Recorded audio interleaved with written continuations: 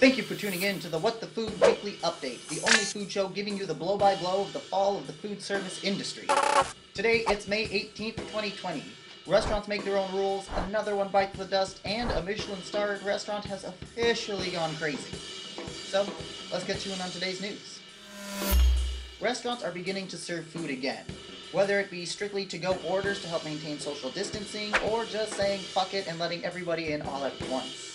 Regardless of what each state is doing, there's a big question mark on exactly what procedures should be implemented during this pandemic due to a lack of information after the White House blocked CDC guidelines for being too strict, because it was overly prescriptive, while the FDA has published guidance that mostly refers to the CDC. And while states like California have begun releasing their own reopening guides, others provide little more than vague mandates to social distance or require workers or patrons to wear masks. Some go as far as just to say that pre-COVID health code was already adequate. I found this meme in response.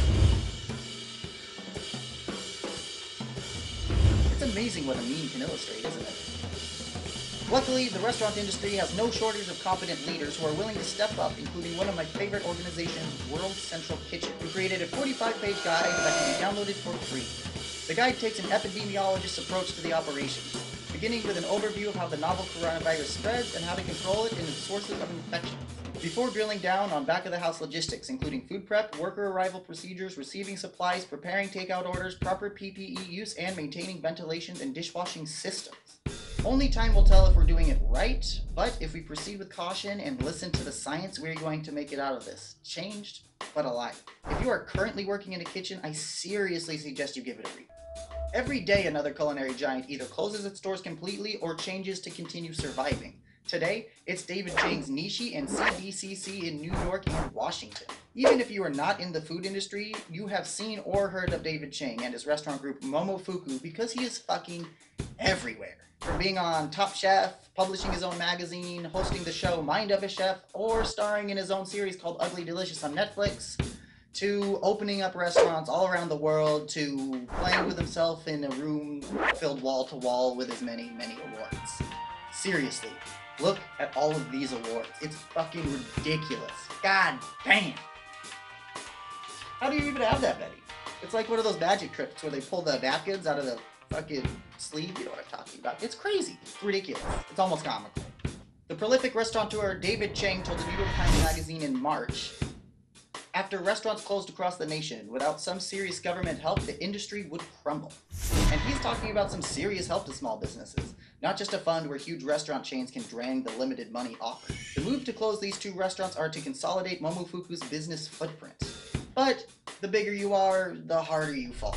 This crisis has exposed the underlying vulnerabilities of our industry and made it clear that returning to normal is not an option. In some ways, the group size may have made it more vulnerable. For our industry to have a future, we must do nothing less than rethink how restaurants operate. The fact that a restaurateur with the reputation and support like David Chang is scared shitless, you should be fucking terrified. Everyone should be fucking terrified. Quarantine has us craving any sort of social contact, which is leading to some strange behavior in a Michelin-starred restaurant. Some restaurants will use shower curtains and mannequins for social distancing. Yes, that's right. We have gone into treating mannequins like people levels of loneliness. Yeah! And plus, mannequins are an apocalypse milestone, so you can check that one off. The Inn at Little Washington. So, it plans to fill its dining room with mannequins dressed in circa 1940s attire. The waitstaff will also be asked to fill the mannequins' wine glasses and have cheerful, one-sided conversations with them, according to the Washingtonian. The Inn at Little Washington is the first 3 Michelin-starred restaurant in the DC area, and it is just cute as hell.